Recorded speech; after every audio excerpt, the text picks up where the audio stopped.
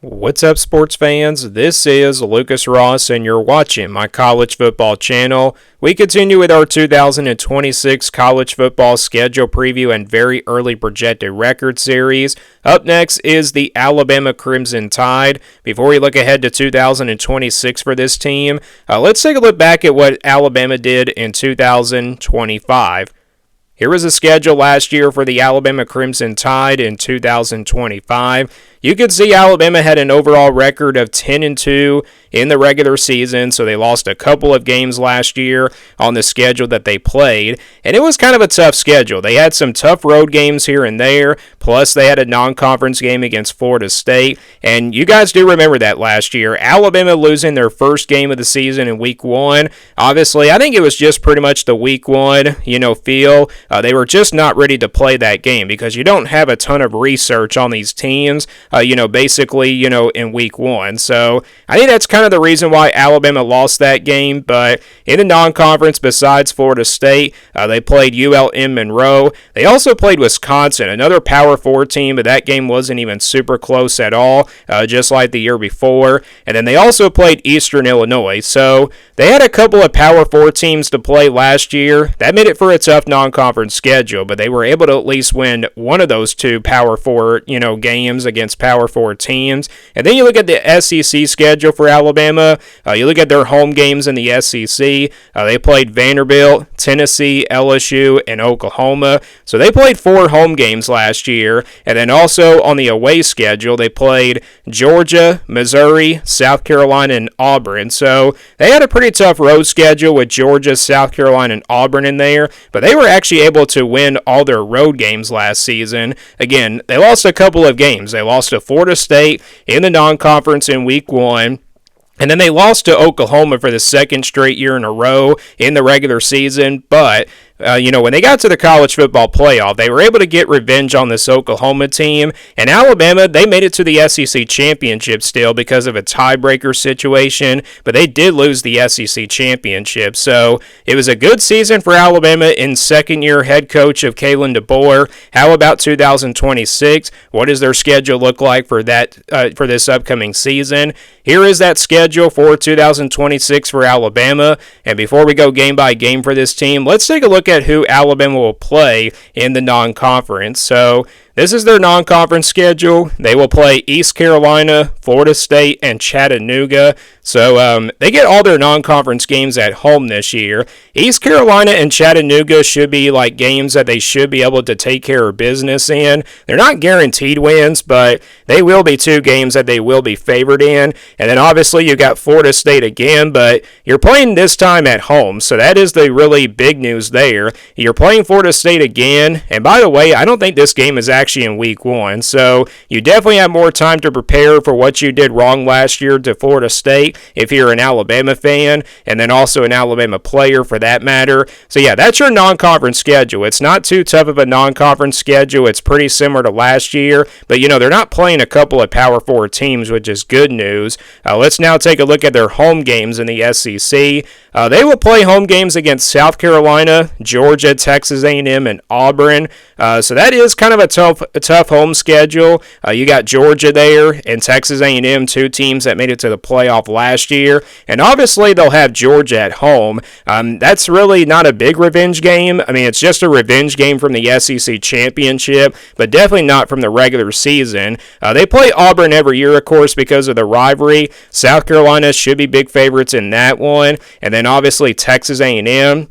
I believe this is the first time that Alabama and Texas A&M will go at it for the first time in a regular season game in like 3 years. So yeah, I think ever since, we didn't have divisions, I think these 2 teams have not met ever since that conference realignment. So looking forward to that matchup there, again, between Alabama and Texas A&M. But that is your home schedule. Let's take a look at their road games now. So on the road, they're going to be playing Kentucky, Mississippi State, Tennessee, LSU, and Vanderbilt. So this is is kind of a tough road schedule. Kentucky, though, is not a very tough place to play, but, Vanderbilt's also not a tough place to play, but Vanderbilt is actually a pretty good football team. They were pretty good last year, and it wasn't that long ago. A couple of years ago, Alabama went on the road, got really shocked by this Vanderbilt team. So, yeah, they've lost there before in Nashville, and that'll definitely be a big test there for Alabama, and see if they can get revenge on that game from a couple of years ago. They were able to get revenge on them last year, but again, they would like to beat them on their home campus. But you look at the rest of the road games: Mississippi State, Tennessee, and LSU. These are all very tough places to play. Mississippi State is kind of like trending in the right direction. They had a 5-7 season last year. Tennessee had kind of, an up and down year, but in Knoxville at Neyland Stadium, that's a very tough place to play. And then obviously LSU in Death Valley, one of the toughest places to play in all the SEC. So I look at those three road games. I think those are going to be extremely tough here for Alabama. I mean, Mississippi State is kind of a trap game, and then Tennessee and LSU are their two toughest road games, in my opinion. So let's go back to the schedule now and go full game by game. They will open things up with East Carolina on September the 5th. Then they open up SEC play rather early here on September the 12th on the road at Kentucky. And then they play Florida State after that at home here on September 19th. So you have to play a couple of back-to-back Power 4 teams there. Actually, like you jump into SEC play right away after playing one non-conference game, and then you had to jump into another non-conference game, and that will be against Florida State. So will Alabama be prepared after playing Kentucky on the road? That's obviously the question there. But again, they're playing Florida State a little bit later instead of like week 1. They're playing them in week 3 there on September 19th. Then they'll play South Carolina at home on September the 26th. Then on the road at Mississippi State on October the 3rd. Then it's Georgia at home on October the 10th. Tennessee on the road in the third Saturday of October. They will play that one on October the 17th. And then they come back at home to play Texas A&M on October the 24th. LSU on the road. They get a bye week before playing this game on November the 7th, and then they go on the road again to play Vanderbilt. So you got back-to-back road games there between LSU and Vanderbilt. There's not a bye week in between those back-to-back road games, which definitely makes it tough.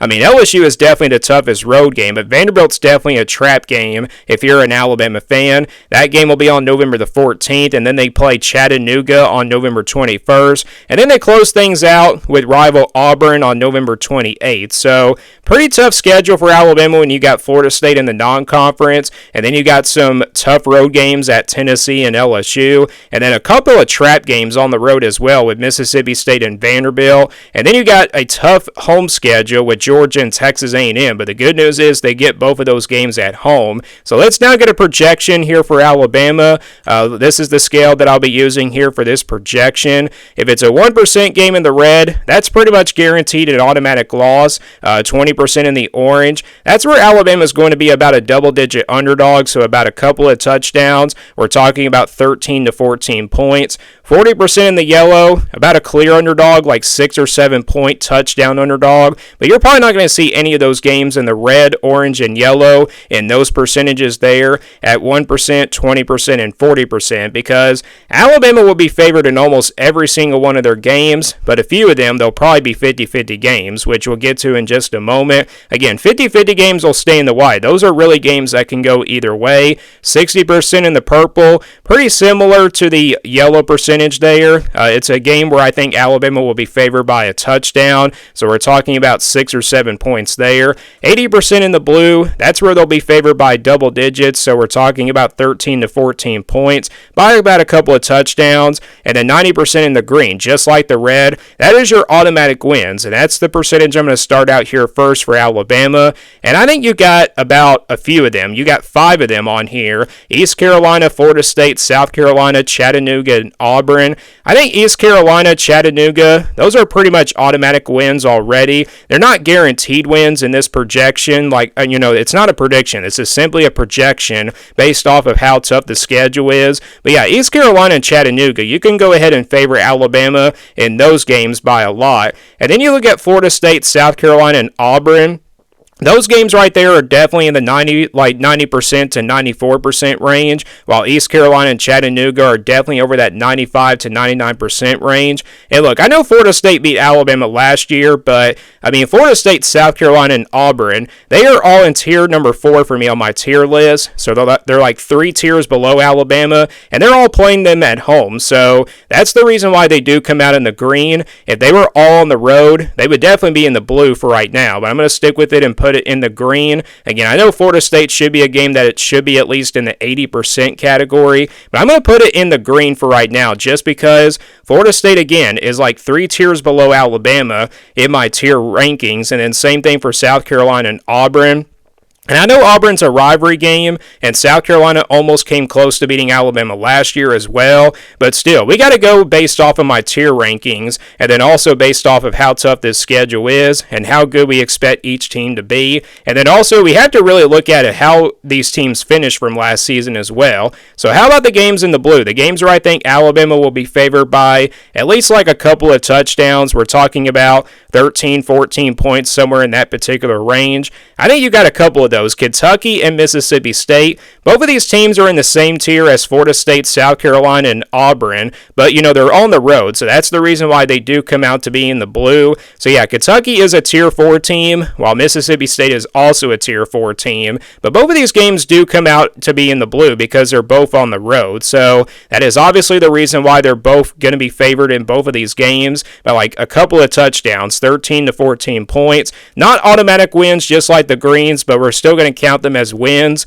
either way in this projection. Now we go to the purple games where I think Alabama will be favored by 6 or 7 points. So we're talking about at least a touchdown. I only got one game on here, and that's LSU on the road here on November 7th. That's a very tough place to play. LSU is in tier 3 for me, so they're like a couple of tiers below the Crimson Tide in my tier rankings. So if Alabama is, heading on the road in this game, it has to come out to being a purple game. If it was at home for Alabama, it would definitely be a different story. It would definitely be in the blue where they'll be favored by double digits like 13, 14 points. But because it's on the road in Death Valley, that game does come out to being in the purple at 60% at least. But yeah, Alabama will still be favored. I mean, this is definitely a trap game. I know it's a rivalry, but it's still a trap game here to open things up in the month of November. Again, good news is they get a bye week before playing it every single year, it seems like. So I think either way, LSU will be a clear underdog, and then Alabama will be favored by 6 or 7 points. So again, we're talking about less than a touchdown in that 60% range. And then you got 4 50-50 games on here, in my opinion. You got Georgia, Tennessee, Texas A&M, and then also Vanderbilt. So a couple of games at home, and then a couple of games on the road. Georgia obviously is a pretty even matchup. I would say Texas A&M as well. I think Alabama has slightly more talented players than Tennessee and Vanderbilt both combined, but those games are on the road. Tennessee is a tier 2 team, while Vanderbilt is in the same tier as Alabama. So Vanderbilt is obviously a 50-50 game because they're in the same tier. Again, Tennessee, if this is a home game here for Alabama, it would definitely be in the purple, just like the LSU game, because it's on the road though. That's the reason why it does come out to being a 50-50 game. So again, that game really can go either way. So these are all 4 games in my 50-50 range that can really go either way. So what does the projected record come out to be based on this schedule for Alabama and how tough it is for 2026? Again, we count the green games as wins. Same thing for the blue. You count not count the purple games as wins. You average that out at 60%. And then you average out all these 50-50 games at 50%. And let's say they split these 50-50 games. Let's say they win 2 out of the 4. Let's say they beat Georgia and Tennessee, but then lose to Texas A&M and Vanderbilt. That's going to give you a couple of losses. So that is what the projection comes out to be. It's 10-2 here for Alabama. I think that's a pretty fair projection. When you split the 50-50 games, that's going to give you a couple of losses, and then plus the green and the blue wins as well. The LSU game, I mean, the projection could come out to 9-3 as well. I mean, I could see it playing out that way, but if you split the 50-50 games, that's going to give you a couple of losses and then a couple more wins. So that gets you to 10 wins here for Alabama. I don't know if they can win 10 games with this schedule, but it could be possible. I mean, 9-3 is definitely the worst case scenario, and then best case is definitely 11-1. But 10-2 based off of how tough this schedule is and based off of the tier rankings that I use. That's how the projection does come out to 10-2. So, what are your thoughts on the Alabama Crimson Tide for 2026? What do you think their projected record should be for 2026? Let me know down in the comments below. Thank you for watching this video. I'm Lucas Ross, and you've been watching my college football YouTube channel.